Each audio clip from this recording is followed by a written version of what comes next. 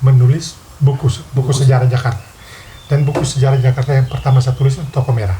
Saya hitung sudah sekitar 22 buku. Tentang Jakarta? Tentang Jakarta. Padahal orang Lembata? Sejarah dan budaya Lembata. Sejarah dan budaya Lembata. Nah, dan perjuangan otonominya, yaitu jejak 4 navigator kondang dunia yang pernah mendarat di Alor, di Livao, di Kupang, dan di Sabu. Nah, itu udah buat apa? sudah. Oh, tinggal jadi buku. Tinggal jadi buku. Oh.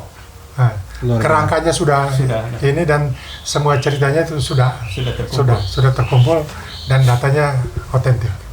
Jadi di situ kita akan bicara mengenai Pigafetta yang mampir di Alor dan di Batu Tara sana di Lembata. Kemudian kita bicara mengenai Dampir, navigator dari Inggris yang mendarat di Livao. Kemudian Willem Blake yang mendarat di Kupang mencari sukun ke Hawaii, tapi ketemu sukun yang bagus di Bagunase. Kemudian James Cook yang mabok tuak di Sabu. Nah, jadi judulnya James Cook mabok tuak di Sabu. Di Sabu.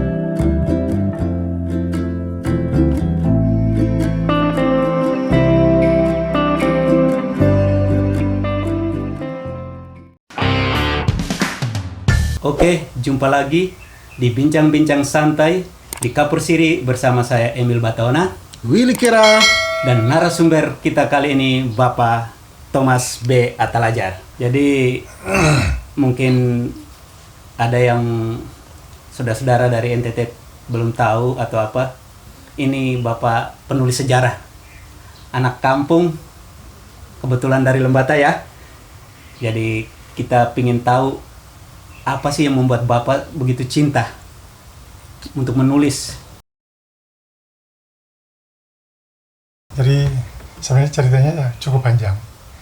Dan kalau saya boleh mempersingkat, sebenarnya saya sudah dipaksa menulis itu oleh orang tua. Oh, dipaksa awalnya Bapak ya? Dipaksa menulis oleh orang tua. Jadi saya anak kedua dari 8 bersaudara. Banyak juga. Dari 8 bersaudara. Dan semuanya harus sekolah. Itu masalahnya. Jadi kakak saya di Bayu Jakarta SMP, di Lebar SMP, bapak saya tidak mau. Kamu harus sekolah jauh. Wajak tuh di Lembata ya? Di Lembata. Bagi yang nggak tahu ya. Ya. Jadi kakak saya ini dikirim bapak SMP di Alor, di Kalabahi. Oh. Nyebrangnya dari mana? Dari Loleba. Oh, Loleba. Saya kira dari Tebak. Bukan, dari Loleba. Oh. Jadi sebelum kami lahir, bapak sama mama ini ada piaraan asuh. Piaraan asuh.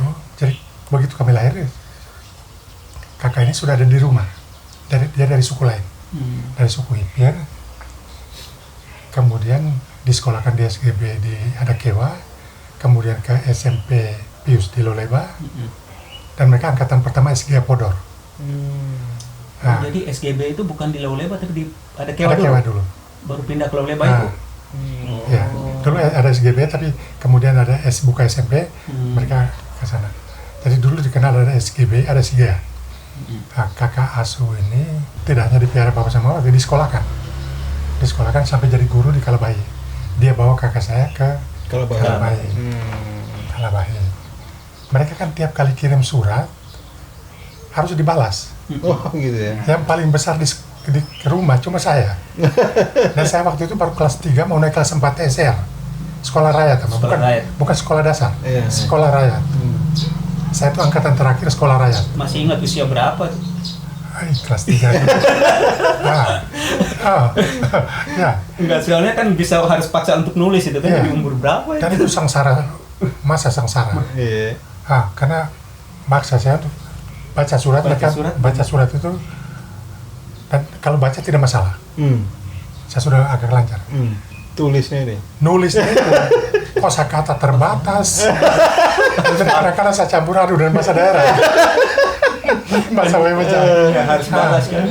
Dan itu kalau saya ngantuk atau saya salah tulis, itu bapak tuh ditaruh di atas meja tuh. Penggaris kayu. Bukan, gak parang dan gagang. Gagang parang ini. Gagang parang. Ketokin gitu. Aduh, tugas wajib saya sampai saya tamat SR. Harus membalas surat-surat itu. Dan itu ditulisnya malam hari. Malam hari. Bayangin kita sudah ngantuk, masih dipaksa. Baru dikirim. Bapak tinggal tanda tangan, kirim. Tulis malam hari, maaf, lampunya yang petromak pakai udah minyak tanah. Pakai pelita. Pelita yang minyak tanah, bukan yang pakai apa, kalau dulu ada tahu masih itu apa? Yang damar itu. Bukan, tapi udah pelita ya? Pelita. Udah pelita. Dan pelita itu kalau minyak tanah tidak ada, kita pakai minyak ikan paus. Ikan paus, iya. Lala, pakai lala. Itu. Minyak ikan paus itu lala. Itu. Kita pakai itu. Malam itu harus selesai. Dan itu bukan 1-2 lembar. Berlembar-lembar. Caranya adalah Bapak omong pakai bahasa daerah. Saya tulis dalam bahasa Indonesia. Terjemahkan. Ini jadi cerita soal kebun apa segala macam diceritakan. Iya, keadaan mereka semua kakak adik. Aduh, saya digetokin Bapak pakai ini, Mama nggak bela. Mama tidak bela. Padahal mau butuh pembelaan ya Bapak. Kita butuh pembelaan. Tapi untungnya Mama ini bahasa Indonesianya lebih baik dari Bapak. Oh gitu. Jadi saya terbantu di situ.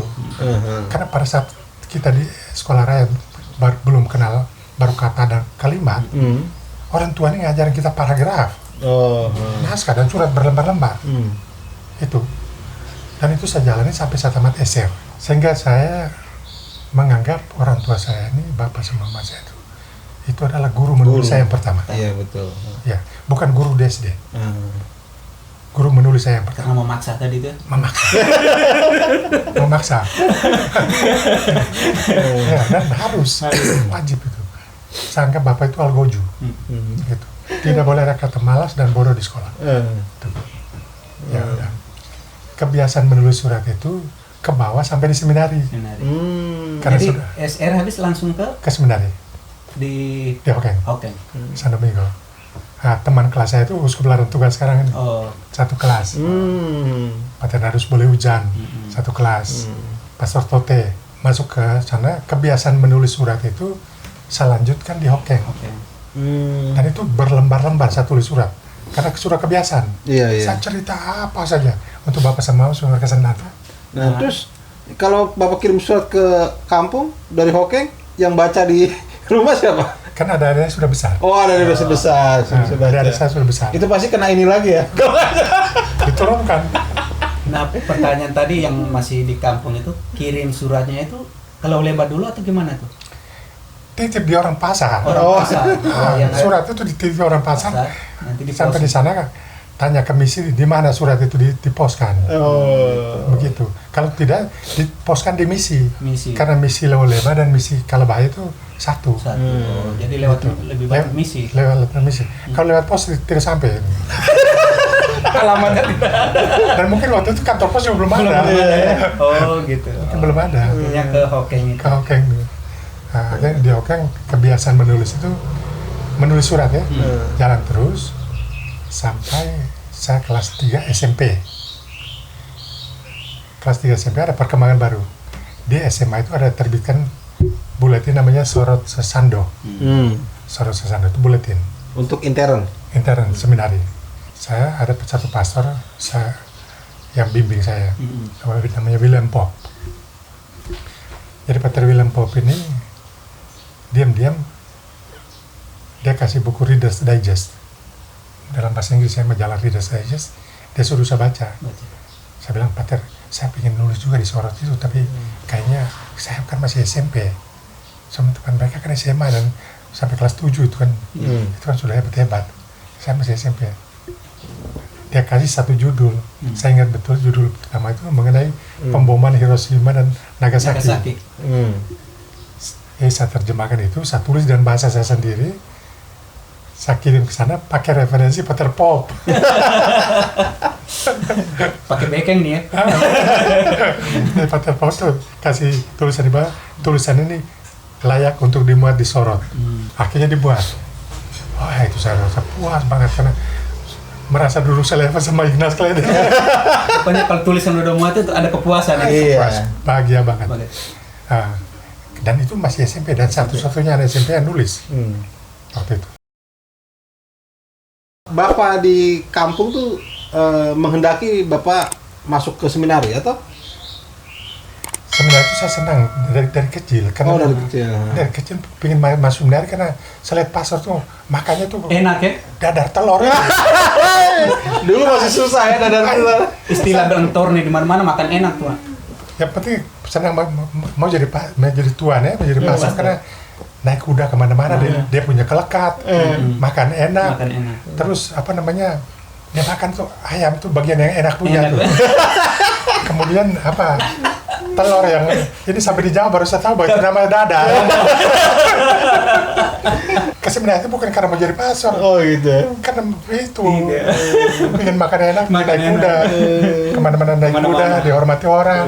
Begitu. Nah, habis dari seminari kemana tuh Bapak? Jadi saya selesaikan dan lulus. Lulus. Waktu itu saya melamar untuk Biara Redemptoris.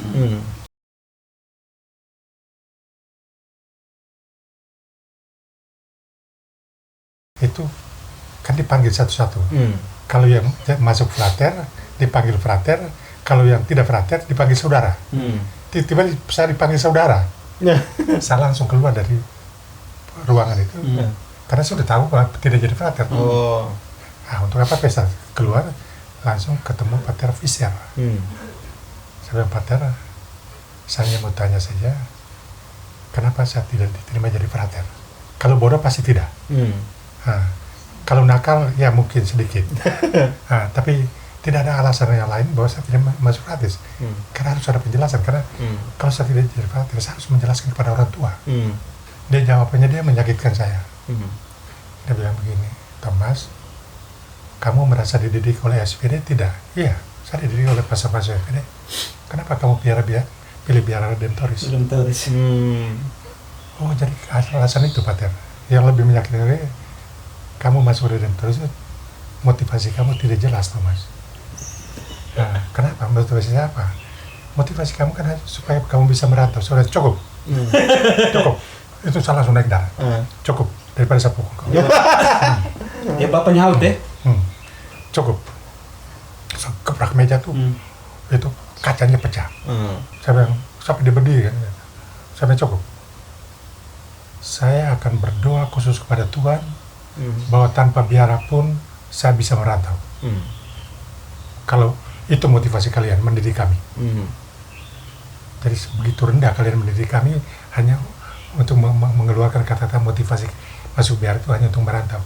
Tanpa biara pun saya akan merantau. Saya keluar, saya banting pintu itu pecah pintu. Dan saya nggak peduli lagi. Dari situ langsung ke Pater Vermeulen, itu guru yang orang tua yang betul-betul bapak rohani saya. Dia malah kasih saya buku bapak kami sama buku karangan Pater Alex sama Pak Marcel. 2 buku kecil itu dikasih. Masih ada itu, saya simpan sampai hari ini. Ya, sampai hari ini. 2 buku itu sangat menguatkan saya. Dan itu dikasih oleh Pater Vermeulen. Ya akhirnya dari situ saya pulang kampung. Pastor Nikos Taroni ada di kampung. Saya sampai di sana Sabtu. Esok dia misa tuh. Sabtu sore saya langsung ke pastoran. Saya bilang, Pater, esok nanti khotbah saya ganti Pater. Padahal saya bukan khotbah, saya umumkan. Saya umumkan. Jadi begitu Pak Niko bilang, ya khotbah hari ini diisi dengan sebuah kesaksian dari anak kita Thomas yang barusan tamat seminari. Dia belum tahu saat keluar, tidak jadi frater. Oke, saya naik, saya bilang, bapak-bapak, pater yang saya hormati, 7 tahun lalu pater mendaftarkan saya masuk seminari. Dan hari ini pasti pater mengharapkan saya menjadi frater. Juga bapak-bapak, ibu-ibu semua pasti juga mengharapkan kita sebentar lagi pesta, bikin tenda, menerima frater baru.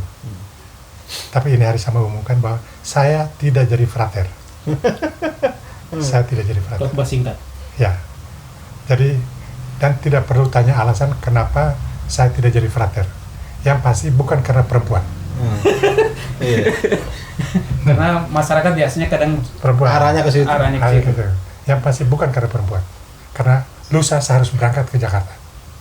Saya cuma 3 hari di kampung. Saya bilang sama bapak sama mama, saya ke Jawa, syukur kalau Tuhan masih kesempatan saya masuk biara di sana. Dan saya pergi sama Tote yang juga tidak diterima. Pater Tote nih. Iya, Oh. sama-sama tidak diterima. Sampai di sini baru kami dua baku ajak untuk masuk biara. Sumber kekesalan Bapak tuh apa?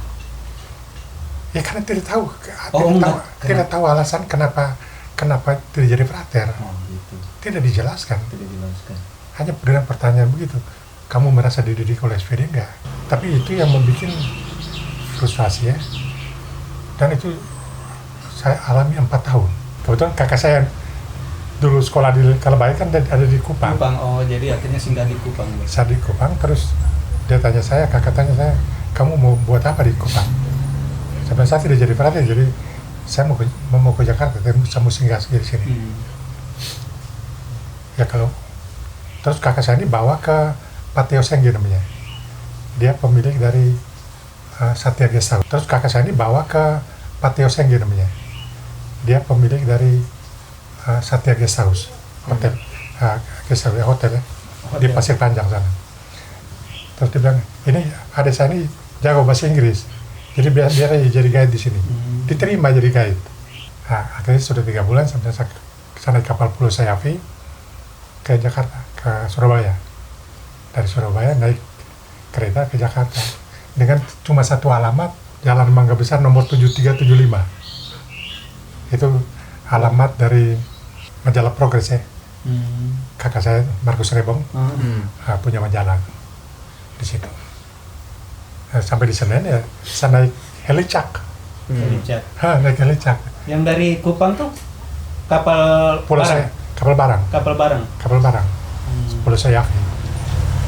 Jadi akhirnya sampai di Jakarta saya naik helicak, ketemu itu. Bisa ketemu lama kan? Ketemu alamat itu.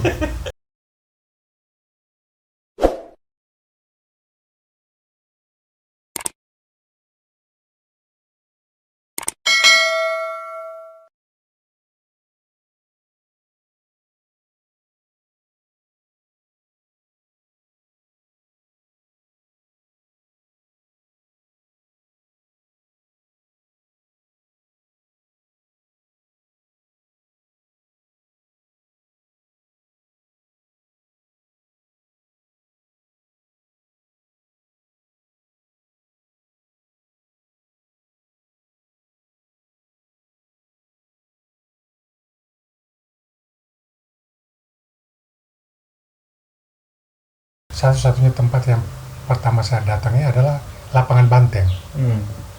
Karena dia pusat sentral dari bis-bis kemana saja. Oh dulu tuh lapangan Banteng. Lapangan Banteng sentral.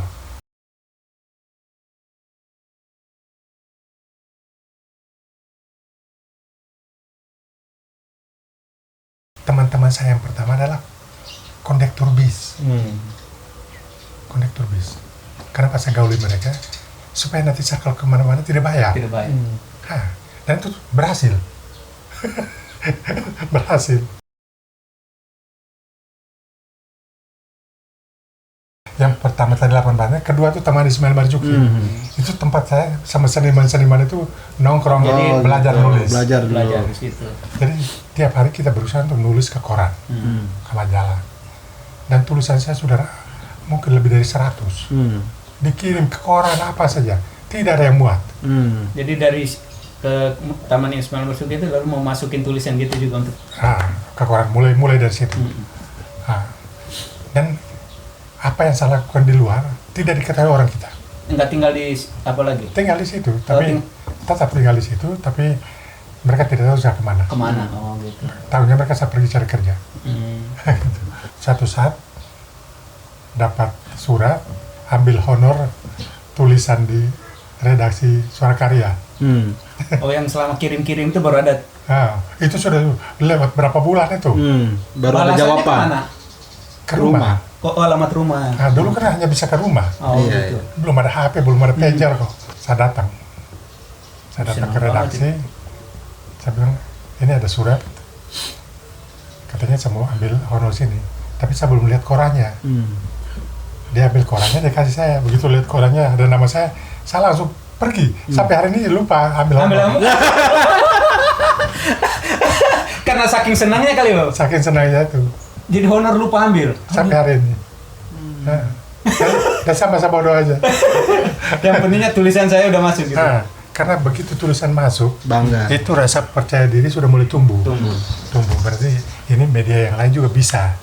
Ya karena dulu di seminari aja tulisannya itu aja udah masuk aja udah seneng banget, Senang. apalagi ini udah koran Koran ibu kota. Nah, dari situ akhirnya muncul di Kompas, di Sinar Harapan, di Sinar, pokoknya berita buaran Merdeka, koran apa saja. Nah, Bapak tulisan itu waktu tulis masuk ke itu tuh lebih banyak ngomongin apa Bapak?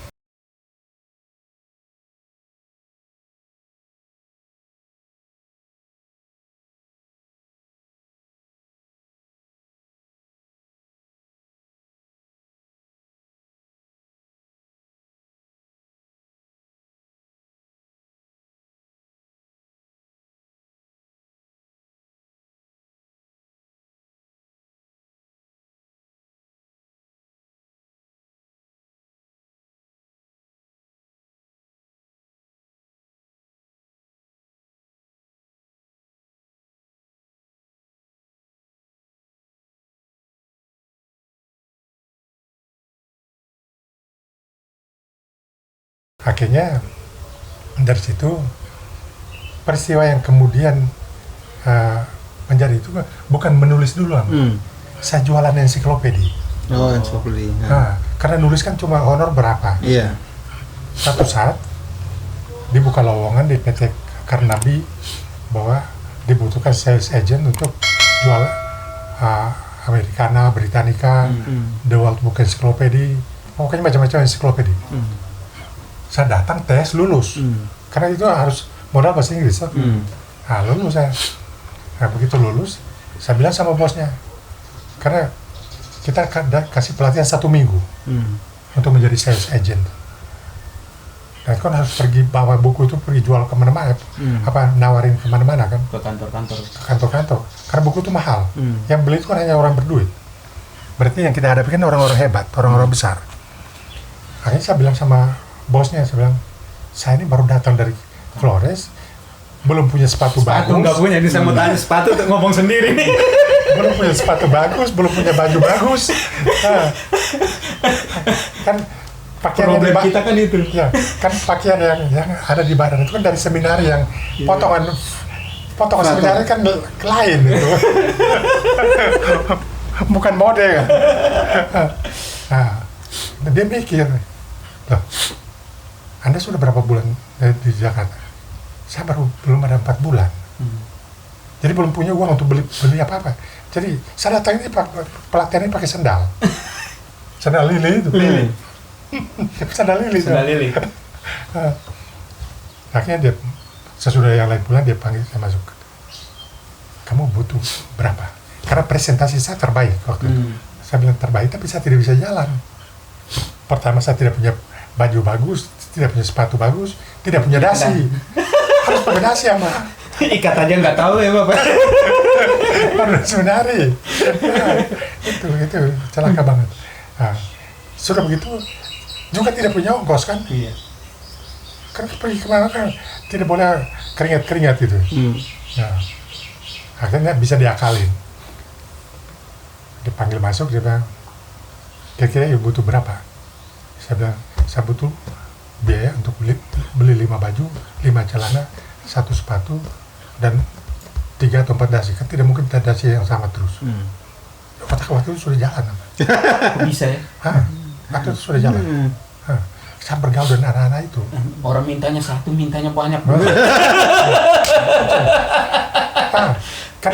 Kan dia tanya begitu. Butuh berapa? Butuh berapa? Ya, sekalian udah.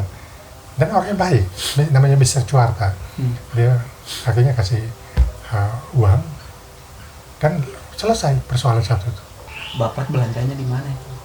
Di Tanah Abang. Tanah Abang tuh udah ada. Sudah Emang ada. pusatnya di situ ya? Karena kalau tidak mungkin dibeli di Pasar Baru karena pasti lebih mahal. Lebih mahal. Oh, murah tuh di Tanah Abang. Terus Satu potong berapa tuh Bapak waktu itu? masih murah sekali. Pokoknya saya bukan beli 5, beli 10 itu. Berapa perak? Iya, karena saya lihat ya satu ikat itu saya beli borong semua. Oh, ikatannya. Dalam waktu 1 minggu saya dapat 3 set cash ensiklopedia. Set cash. Saya ke Pertamina. Begitu masuk saya bilang saya mau ketemu bos Anda. Di rut Anda. Untuk urusan apa? Urusan dinas. Pede sekali ya Bapak. Pede banget. Karena Bapak pesan buang semua gengsi. Begitu saya dari kota buang semua gengsi. Hilangkan semua itu dan sekarang ayo menjadi dirimu sendiri. Maaf, rambut gondrong tidak Bapak? Sangat gondrong.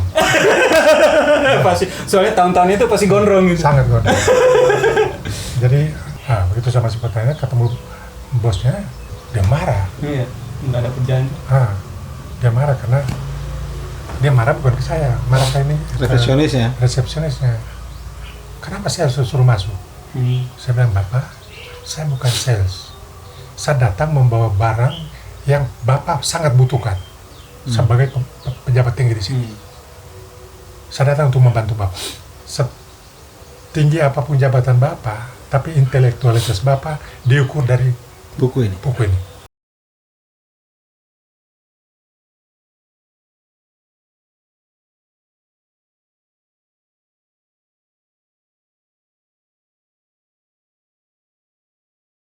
Akhirnya diteken order cash itu untuk 3 set itu ama itu saya pesiar 5 bulan baru pergi cari lagi itu tidak apa-apa. Karena udah melebihi target ya. Melebihi target karena dengan 3 set itu saya dapat bonus emas di samping komisi biasa langsung itu dalam waktu 1 minggu.